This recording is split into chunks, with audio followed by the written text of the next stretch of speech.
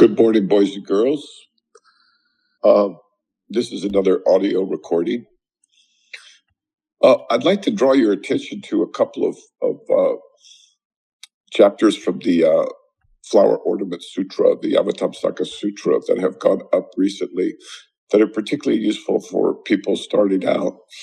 And these would be the 4 holy truths of the Buddha. I think that's about half an hour long, if I'm not mistaken. And then the other one is the names of the Buddha. Both of these are really excellent. Actually, all of the chapters are excellent. If you just take a little time, sit quietly and listen and let yourself be carried along by the sutra, I think you'll begin to see why these sutras are so precious to humankind. So those are different than the other videos. You'll see a Buddha on the front, a beautiful bronze statue of the Buddha sitting there in the lotus position. So give it a try if you're so inclined. Okay, questions?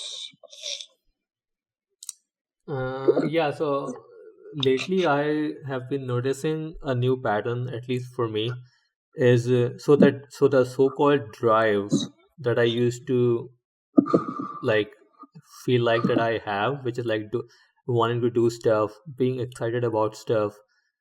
It's becoming more and more like that. There's a mental state that when someone is in that state, then these things are automatic. But if someone is in a different state, then these things are very hard to uh, even do or follow through on. So I am so So I, you wanted to stop for a moment. There's 2 words I didn't quite get. You said like a trial? Did you say like a trial? no, like a drive. So drive, Right. like as in like doing things and like wanting to get stuff done, wanting to do like big things in the world. Okay, so sometimes you have drive, Yeah. and So sometimes you don't have drive. yeah, and initially I thought that it's just lack of discipline that is causing me to like not able to follow through or like not do like hard working stuff. But it seems like that this is a mental state where Yes. it's very easy to do all these things, Yeah. and then there are other states where it's very very difficult to do all these things. And and maybe like I used to May I stop you right there just yeah. because there's a Sufi proverb that comes to mind, an adage. It goes something like this. There's a time when some things can be done. There's a time when nothing can be done. And there's a time when everything can be done. And the point of this is to just realize that you're not moving in a vacuum, and there are auspicious times for things. Now, this is not an excuse to be undisciplined or lazy. I'm not talking to you in particular. I'm talking to the audience. But it's good to recognize when you hit a patch of time in which everything can be done. It's very good to recognize that and utilize it. All right. And the same thing for times when nothing can be done, and the same for times in which something can be done. And then being aware of your existence with these kind of things flowing in the background is very good for not wasting time and also for using time intelligently. And so I just offer that as one of the guiding wisdoms of the age. And then there's another, oh boy, I can't remember the citation of this. There's a time and there's a season for everything unto heaven, a time to mourn, a time to celebrate, a time to sow, a time to reap. Where is that from? I have the word, the sound, the song going through my head, and so I can't remember the citation. But this is also spoken of in the Bible. All right, continue, please. Yeah, so earlier when I read that Sufi saying, I thought that they are saying that depending on the circumstances, things can be done, and if the circumstances are not right, then it's better to wait for the right time. but I Yes. but I didn't factor in the importance of mental state. So I Yeah, the thought, mental state is part of the environment, is part of the situation. Go ahead. so it seems mental state is also part of the situation. But there's also, I feel like mental state can be controlled in a bit, like I probably have more control on my mental state than the other, like, circumstances or the situations Do you? Good. that, I mean, it's, at least it seems like that. Well, no, we'll certainly do. If you're taking care of your body, if you're taking care of your mind, if you're not filling it with a lot of garbage, Mhm. then you most definitely do have control over your mental state. And at that level, you certainly do have the free will to cultivate certain states and use them. That's what people do. I mean, that's what successful people do. Yeah, and that's what I was noticing. So, like, sometimes I used to feel really sleepy, so I just get up and just like walk for 5-10 minutes, and then the drowsiness will disappear, and then I will naturally feel like compelled to work and go back to doing stuff.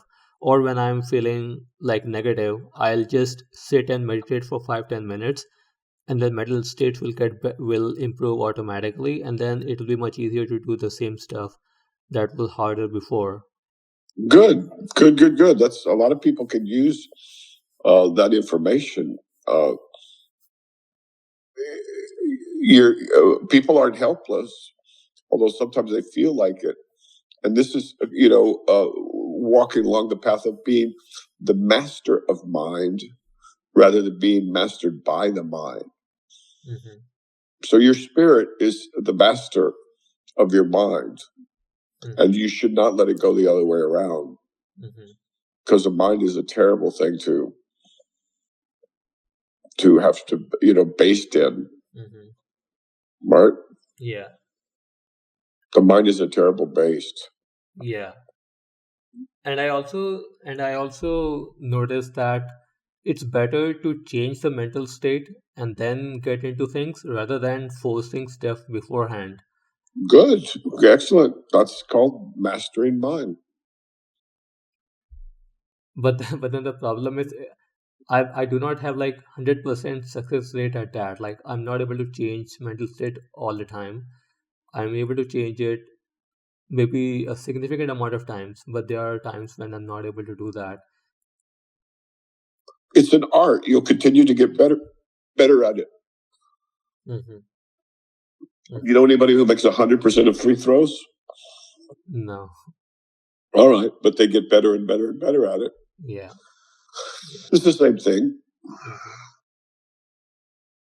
The thing, but see, if you have the intention, you have the yeah, I don't want to say will because that sounds forced, but you have the gentle intention to do this, and then all the bodhisattvas and angels in heaven and all whatever you want Mm-hmm. will come to your aid. You are not separate from the universe. Mm-hmm. And I know this sounds kind of corny, but the fact is that the boundary between you and the cosmos is not really there. Mm-hmm. We're operating with a completely different system Mm-hmm. than what appears in the manifest world. Mm-hmm. So what we see in the world is just a construction of our brains, but behind our brains there's something else miraculous and marvelous that actually runs the show. Mm-hmm. Wouldn't I hope everyone that doesn't frighten people. Go ahead. wouldn't everyone would be doing this only if they know? So maybe it's a lack of. They have to know. Yeah, that's why the Buddhists say ignorance is the sin, the only sin. Mm-hmm. If people knew what reality was like, they wouldn't abuse other people. They wouldn't fight wars. They wouldn't cheat other people. They wouldn't steal from them, and they'd help a lot more people. If people understood what reality was, they wouldn't do a lot of the foolish things they do. So the Buddhists call that ignorance. Mm-hmm. Other people call it evil. Mm-hmm. And there may be a distinction somewhere there. I don't know, but the point is that yeah, people don't know, and that's the reason for these talks, and the reason for why we're doing this publicly. Mm-hmm. Does that make sense? that makes sense. Know yourself, and yourself will set you free.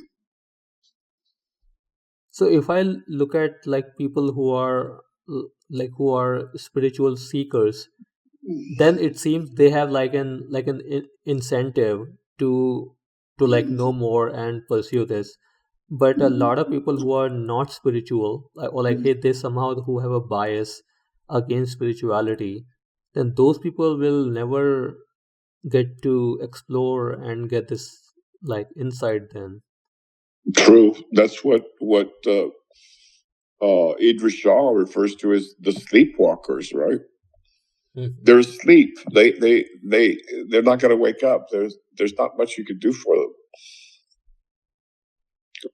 mhm, because if they don't have the common, I mean, just to me, it seems like common sense that you want to know truth. You want to know what you were here for on mhm, this earth. But if you don't even have that much curiosity, if you have that little, uh, or you have that much arrogance and presume you have no need, then yeah, a lot of people die desperate. Most people do, frankly. And the true spiritual seeker is actually, whether it be in, mysticism or religion or philosophy or science, those people are more rare than one might imagine. mhm, Never really understood that, mhm, but they're effectively dead already. mhm. And this seems just a throw of dice that some people have a like a temperament to go towards spirituality and other people don't. And I Who's throwing the dice? so that it's like the same question of like how some people are rich and some people are poor, some people are blessed and some people are suffering. I can't Well, find a all people are blessed. They have a human life, right? Mhm, A human life is very, very, very rare on this planet, mhm, vanishingly rare. mhm. So the question is, do people know that they've been blessed or do they just take it for granted? And unfortunately, most people just take it for granted. And so they suffer. So what is the then solution for people to not take it granted unless someone helps them out? Knowledge, information, knowledge, gratitude. But what Jesus said famously was leave the dead to bury the dead. I don't know why it's structured this way, but it is. And there's some people who will not be, won't wake up, don't have any interest in waking up, and as a matter of fact, disdain the whole thing. Mhm, And Jesus referred to those as the dead, what the Sufis refer to as the walking sleepers. mhm. That's a powerful, Jesus spoke really beautifully. Mhm. Leave the dead to bury the dead. Yeah, that I remember when I heard that saying, leave the dead to the dead. I understood that. So I personally have experienced it's really hard to reason or try to like work with people who have a very different temperament than me. So I thought that because I'm not able to change people, maybe it's better to just leave them be and I go on doing my journey so that I gain more knowledge and maybe then I can do something. Interestingly, it's not a matter of temperament. You have all seekers of all kinds of different temperaments. Hmm. Some people are quiet and risk avoidance and introverted and not very social, and those people can be profound seekers. Hmm. And you have people who are the opposite, who are seekers, and these are people who go a long way on this journey of discovery. Hmm. So it's not a matter of temperament. And you never know when someone's going to make a turn. Again, now referring to the Buddhists, I mean, one of the most famous Buddhist teachers, Milarepa, I think he was a murderer. Mm-hmm. And in Christianity, we have St. Paul. He was a persecutor of Christians. Mm-hmm. So up to a certain point, up to a Mm-hmm. certain age, you can, and people do turn it around, completely. 180 degrees. So maybe you can't help them at that time. At that time, nothing can be done. Or at that time, maybe a few things can be done, like at least don't be obnoxious to the person and give them a reason to think, hey, maybe I'm missing something. And then there's a time when everything can be done. And, it's very, very easy Mm-hmm. to help somebody. Mm-hmm.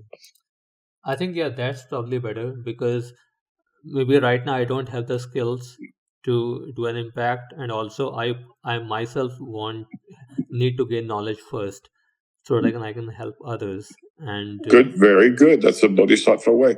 Now, another way to state this is timing is everything. And by virtue of the fact that you recognize that there are times when a person can't be helped, or there are many people who aren't interested in hearing about spirituality. By virtue of knowing those facts, you've already come a long way on being able to understand the times when everything can be done, the times when some things can be done, and the times when nothing can be done. So just the fact that you're aware of that will make it easier for you to observe. Mm-hmm. Okay? Yeah. Good. Cool. I have other questions. Let me Good. pull up. Have you had a chance to listen to the Four Noble Truths Yeah, I of have. the Buddha? Yeah, I have. I heard. Yeah, I listened to that. I also read the chapter. Beautiful, isn't it? It's beautiful, huh? Yeah, it's beautiful. Yeah, they went into a great detail from Yeah. from multiple angles on. And it gives people an idea of what real Buddhism might be like, as opposed to the Sunday school Buddhism that they read about in Tricycle magazine or something. Yeah. Yeah. Same thing with the names of the Buddha. Yeah. It's a deeply, deeply, deeply philosophical and rational and thoughtful praxis. praxis. Mm-hmm. Way of trying to get the job done. Mm-hmm. So I really do recommend it to people. Mm-hmm.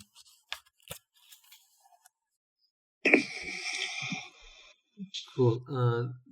If there's a time you can't meditate or you can't read sutra or you don't have the sutra or something like that, you can just turn this on and let it soak your brain. Mm-hmm. Yeah. And whether you know it or not, it's having impacts, a lot of small, tiny little impacts, but it's like a drizzle. If you stay in there long enough, you'll get soaking wet. Mm-hmm. And the same thing's true with this sutra. Yeah, and I have definitely seen the effects of reading it multiple times because yes, good. Yeah, excellent. Not just the absorption, but also I think it just has a different kind of effect when I read it again. That would be true all your life. Which sometimes I read it or listen to it, it looks completely different than it did before. Mm-hmm. Because I've grown or changed, hopefully. Mm-hmm. Okay. I'm sorry, I interrupted your question. No, that's okay. Yeah, my question was from this book, Teachings of Zen, by Thomas Clary, edited by translated by Thomas Clary. Yeah, translated by Thomas Clary.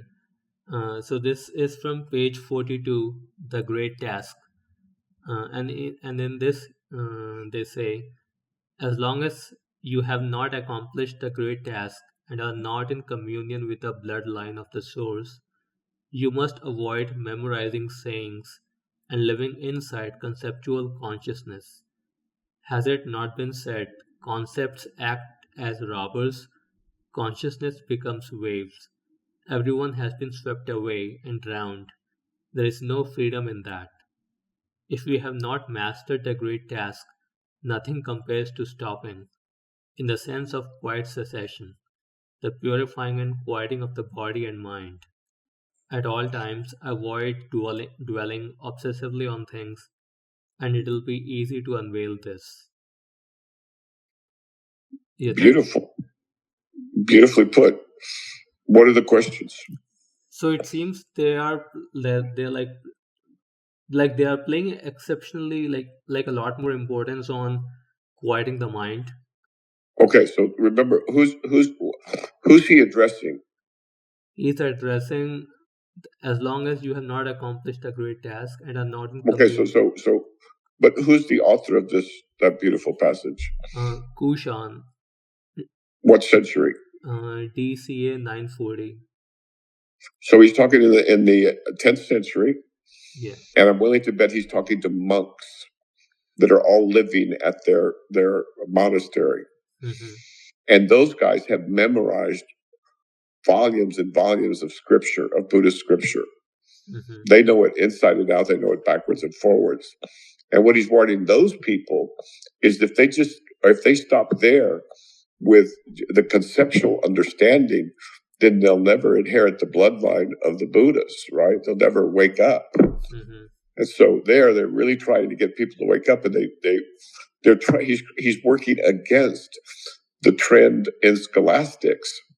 And this is really what Zen is about too, saying, okay, now we know that you've already read the sutras of the Buddha. We know that you've already learned all the doctrines or whatever it is they taught them. We know that you know the Four Holy Noble Truths and the 10-way, the tenfold path or whatever it might be at that particular monastery. We know that you know all that. We don't want you to get stuck in it, because reality is not a concept. Reality is not a construct. There's no words that can describe reality. Mm-hmm. The words that come closest are truth, beauty, love. Mm-hmm. Yeah, that's kind of it.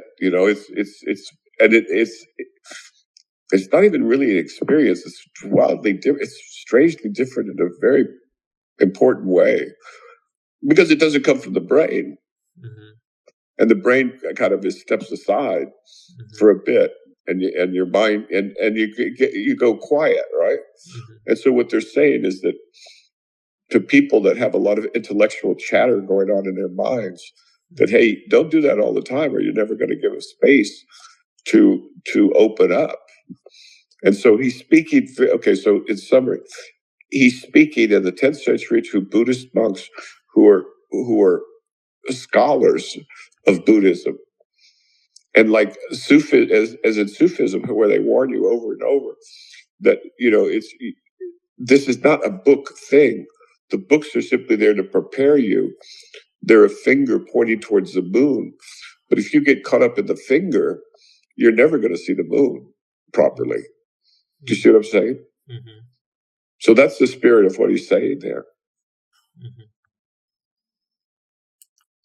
And don't get caught up in the concepts. Mm-hmm.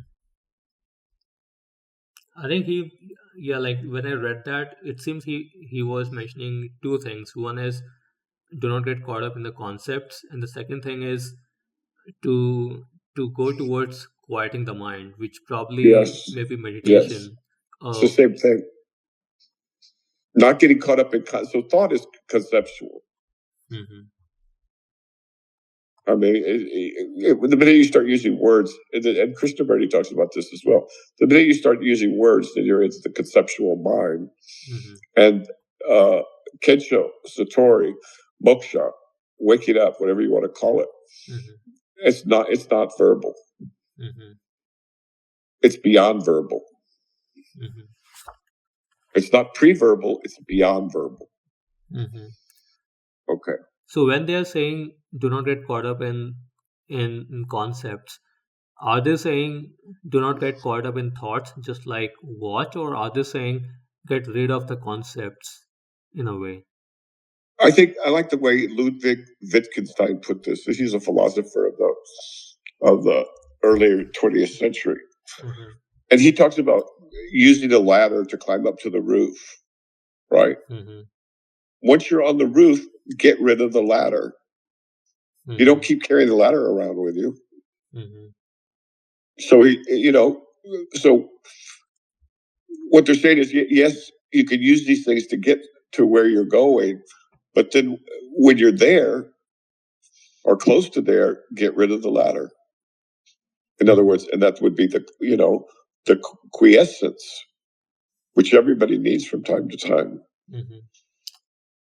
So let's say if someone has read all these concepts, and they like, and let's say they intellectually understand them, how now, like, uh, how can they, like, get rid of these concepts other than now practically living them, and then slowly and slowly they will stop thinking about them because it becomes natural. Well, that's one way right there. There are fancier ways, but I think that's as good a way. That's probably the best way. You just live the practice, and then someday the curtain is drawn, the veil is lifted, Mm-hmm. and you're there. That's probably the best way. Now, since we were talking about Zen, Mm-hmm. let's talk about a method that they developed Mm-hmm. in ancient China, in Chan, right? Which Mm-hmm. is Zen, but it's in Chinese as opposed to Japanese. Zen originated in China with Chan, Mm-hmm. and then it moved to Korea and Japan, etc. So they used koans that would break your mind. They would give you a difficult problem, and in order to solve it, you basically have to crack your skull in half, and then some people would wake up that way. Mm-hmm. But that's a very difficult way, tedious way. It takes a lot of preparation on the part of the teacher and the student, and it wasn't particularly effective. Well, I can't say it wasn't particularly effective. When you combined it with everything else they did, Mm-hmm. it was pretty effective. Mm-hmm. But it's just not very reliable, and it's unwieldy. I mean, you have to have these guys in your presence all the time, Mm-hmm. and so they'd all go live together in this monastery. These don't exist anymore to speak of, zendos. Mm-hmm. So there's a thousand different ways, right? Mm-hmm. There are innumerable ways for heaven to open for you, or for your eyes to see clearly for once, for the first time. Mm-hmm. There's a thousand different ways and a thousand different descriptions. None of them, I think, are exclusive. Mm-hmm. God works in mysterious ways. For some people, as I noted on a tweet, I think, it's adversity. They have a really bad experience in life, and they fail. They failed, and their whole self-image crumbles, and boom, they wake up because they were prepared. Mm-hmm. Or they get really, really depressed, like Eckhart Tolle, and boom, the ego drops. Mm-hmm. Or they lose someone, like Krishnamurti lost his brother, and I think Ramana Maharshi did too. And then boom, the ego just dissolves because it can't function anymore. The loss is overwhelming. Mm-hmm. So there's a thousand different ways, I guess, but all of them requires preparation. Mm-hmm. I mean, we don't know where Jesus was for large chunks of his adult life, but I think it's fairly clear that he was with other seers. Probably, unless somehow it's possible for people to be born in the world with more capacity. No, in addition, no, he already had the capacity. Believe me, he already had the capacity. And some people are born with. There's geniuses in mathematics, right? Mm-hmm. There's geniuses at painting, Mm-hmm. but invariably they work just as hard or harder than everybody else. Mm-hmm. And normal folk can get there too. It's just a different process. Mm-hmm. All rivers lead to the sea, is another way of putting it. Mm-hmm. Now, I'm tempted to make a guess, and I'm probably going to be wrong, but with regard to that, a time for every season under heaven, is that Ecclesiastes in the Bible, I wonder? Or is that I'm probably wrong. Type a time for every season under heaven into one of these computer things. Yeah, it says the phrase to everything there is a season and a time to every purpose under heaven comes from Bible Ecclesiastes 3:1 King James Version. Ooh, I guessed right. Good, good, good. Yeah, it was Ecclesiastes. Mhm. Good. Cool. Uh, I have a follow-up question on that. Uh, so, so the two processes like that we talked By the way, about. that passage, I would print it out and study it or whatever you want to do. Just look at it and Mhm. absorb it. It's beautiful. Mhm. Yeah, There was definitely. a song made out of it in the 60s, and that's going around in my brain Mhm. by the Birds, in case anybody's interested. Okay, go ahead. Yeah, I think yeah, it says it was also popularized in modern culture by the Birds in their 1965 song "Turn, Turn, Turn." Yeah, BYRDS. Okay. Yeah, BYRDS. Yes. All right, keep going. Yeah. So yeah, my follow-up question was on the so the two processes that we talked about. One was the the koans when people listen to koan, and the Yeah, other and the KOAN, right? yeah KOAN, and the other one was when people practice those things practically, and then they live those teachings. So I it seems there's a different quality to these two experiences. Like whenever I heard a koan, it was like shocking the mind, and the mind kind of stopped for a little bit. Right. And then, but the other one is where, like I'm practicing. That seems like things are in motion without involving the mind, like without thinking. Good. So in one, Good. I mean, you're not a monk, right? So, yeah. so yeah, good. So in one there is a motion, and in the other one there is like no motion. It's like stopping, stop. Okay, but all right. But you still have the other half. They're stopping and they're seeing. Hmm. Yeah. And so, like I said, the koans take a very special setup. Hmm. And what we get is just the watered down version in a book or something like that. Hmm. Got it. Cool. I have another question from the same book. Okay. Uh, Read slowly yeah, to where the closed captions can capture everything. yep. It's page 41. The title is Wide Open. It says, "The way of Buddhas is wide open without any stages. The door of nothing is the door to liberation. Having no intention, having no intention is the will to help others. It is not within past, present, and future, so it cannot rise and sink. Setups are counter to reality because it is not in the realm of the created. Move and you produce the root of birth and death. Be still and you get drunk in the village of oblivion. If movement and stillness are both erased, you fall into empty annihilation. If movement and stillness are both withdrawn, you presume upon Buddha nature." It's gorgeous. You must be like a dead tree or cold ashes in the face of objects and situations while acting responsively according to the time without losing proper balance. A mirror reflects a multitude of images without their confusing its brilliance. Birds fly through the sky without mixing up the color of the sky. And yeah, that's it. It's more beautiful. Okay, so there's a few technical phrases in there. Let me just clear those up real quick. Mhm. Cold ashes and dead trees. Those are references to the state of indifference and passionless observation that is very much valued in Zen, right? Mhm. Now, what this guy's doing here is he's trying to make sure that people are balanced, right? Because Mhm. you, on one hand, you have quietude, on the other hand, you have hyperactivity, and it can't be either of those. Mhm. and it would be useful to go through the second half of it line by line, because every line is useful.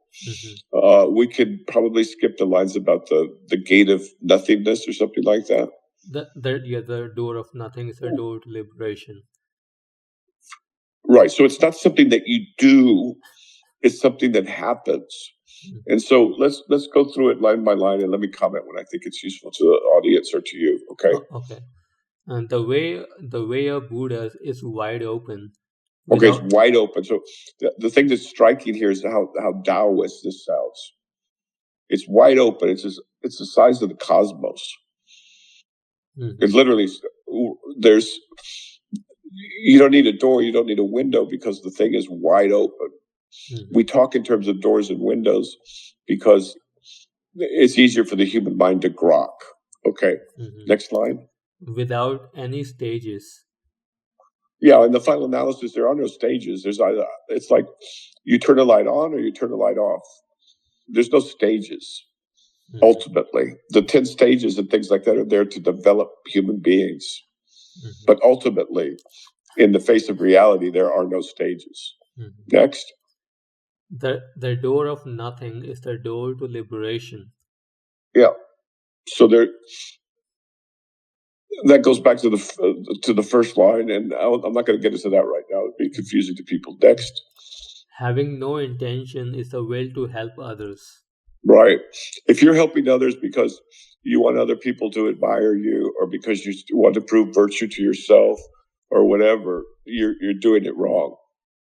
In your pure state, you naturally help others. Right? It's a natural thing. And so contriving is not going to work very long. Keep going. Does it also mean that when I don't have intention, then it's natural for the will to help others to arise? Yes, and it means a lot more than both of the two that we've just discussed.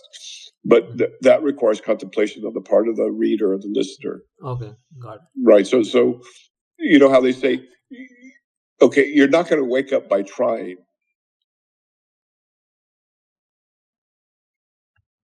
Trying is just noise in the brain. Intention is a little more subtle, but keep going. It is not within past, present, and future. Right. It's temporal. It's outside of time. Reality doesn't have time in it. It's beyond time. So it's beyond past, present, and future. So it cannot rise and sink. Right. So it doesn't come and go, rise and sink, warm and cool, or any of those things. It's it's more like diamond than anything like else. Setups are counter to reality because it is not in the realm of the created.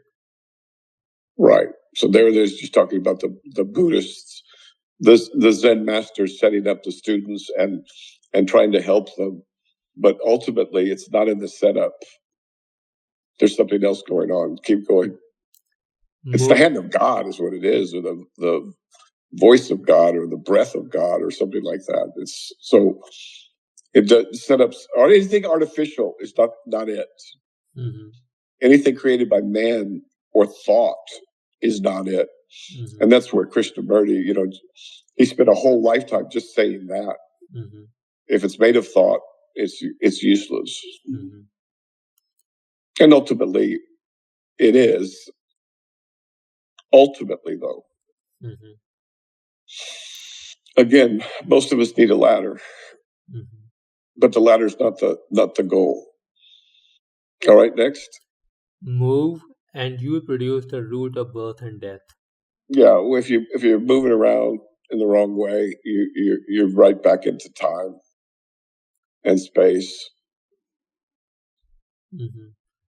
Be still, and you get drunk in the village of oblivion. Yeah, and if you just sit there and meditate, staring at a wall, you get wiped out by oblivion, right? That's no good either. So there's a balance between quiet and still and movement and doing things. If you just sit still and do nothing with your meditation, you'll get First you'll get high, then you'll obliviate. You'll just be dead. Mm-hmm. In a different way, you'll be in oblivion, which is different in a subtle way, in a very important way, though, Mm-hmm. but different than a dead tree or cold ashes. Mm-hmm. So keep going. If movement and stillness are both erased, you fall into empty annihilation. Yeah. Oh, they're both erased? Yeah. Empty annihilation. That sounds interesting. Keep going. If movement and stillness are both withdrawn, you presume upon Buddha nature. That sounds pretty good too. Mm-hmm. Next. You must be like a dead tree or cold ashes in the face of objects and situations while acting. Now, those prior two lines could be read either way, right? Mm-hmm. And these Zen guys are pretty sophisticated. So leaning on Buddha nature, I don't a priori know Mm-hmm. whether that's good or bad, Mm-hmm. positive or negative, constructive or not constructive. And the same thing goes for empty annihilation. The empty part strikes me as good, but to the annihilation, it could mean different things. If it's annihilation of the ego, that's great. Mm-hmm. If it's annihilation of the consciousness altogether, that's not great. So those are two that I can't pronounce on particularly because they're a bit ambiguous. Keep going. You must be like a dead tree or cold ashes in the face of objects and situations. So you've burned out your passions. You've left the realm of the living in a manner of speaking. You're not driven by emotion. You're just there. You're like a mirror, right? A mirror reflects all images, but it doesn't get emotional about any of them. Mm-hmm. Because emotion is too crude. Mm-hmm. Emotion will block something that's more refined. Mm-hmm. And communing with reality or according with the way, right, in Taoist terms, mm-hmm. or the will of God in Christian terms is very refined. It's not as coarse as emotions or intellect. Okay, keep going. So like it's just in this one. So for me, I do experience like all these emotions, but what I do is just like watch them and I do not act on them. But I don't know what else can I do that is better than that. For the time being, that's all you can do. But you'll also learn there's a way to be when you don't get excited. The most important thing is to not get excited. The gateway to marvels, the door to the mysterious and all this other stuff slams shut if you get excited. And so you could literally be flying. I mean, you could have the whole universe in your hands, but if you get excited, it'll vanish. Because excitement is a crude emotion. Yeah. All right, so don't get excited. Keep going. Yeah, while acting responsibly according to the time without losing proper balance. Yeah, okay. Again, this is the balance between quiet and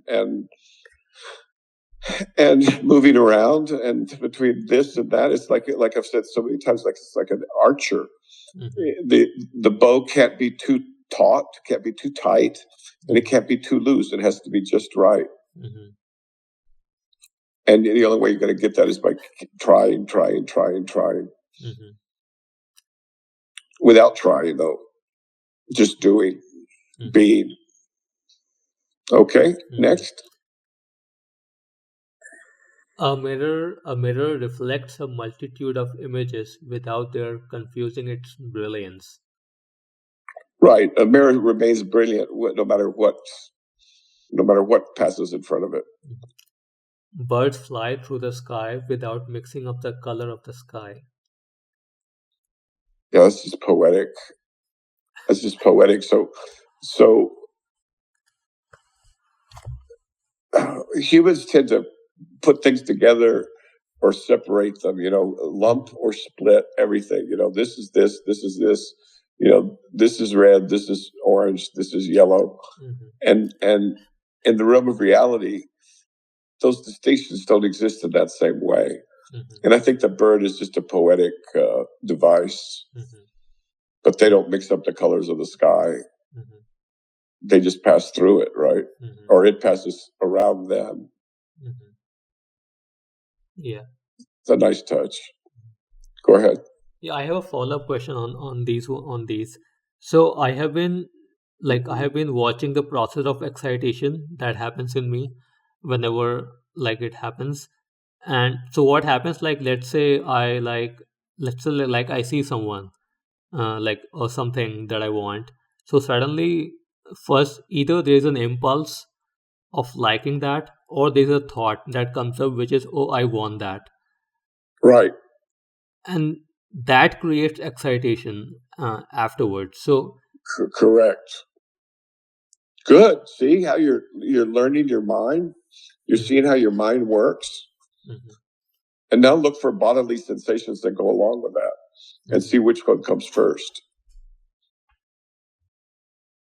Watch. If I describe a lemon, squeezing a lemon with salt and like squeezing the juice straight into your mouth, can you feel your parotid glands spasm? Yeah. Okay, so that's the body. So keep at it. You're doing well. That's good. Follow the whole thing, the whole train. Which came first? Before I even said anything about a lemon, my parotid started contracting. My salivary glands on the bottom of my mouth. Okay. Next. So, okay. So I need to basically investigate more to see. Yeah, absolutely. Where it Very starts. good. Okay.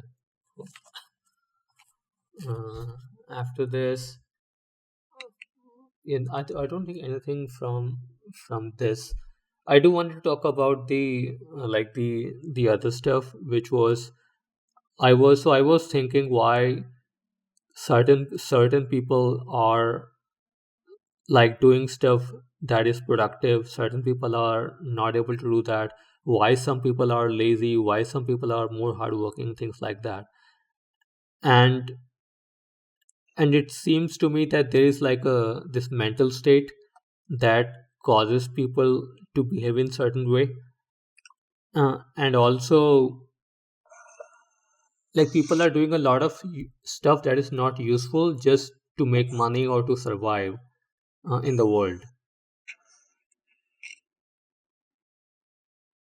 Okay. And as long as the way system works, which is right now resources are limited. So for limited, what resources are limited? So let's say, there's, so the resources food and food, housing. Where's there a limitation on food? I mean, people, at least people in India, I know a lot of people who are just living just paycheck to paycheck, and yeah, they're not able are they going hungry? They're not able to make ends meet. They do, some do go hungry, they're not able to afford 3 meals a day.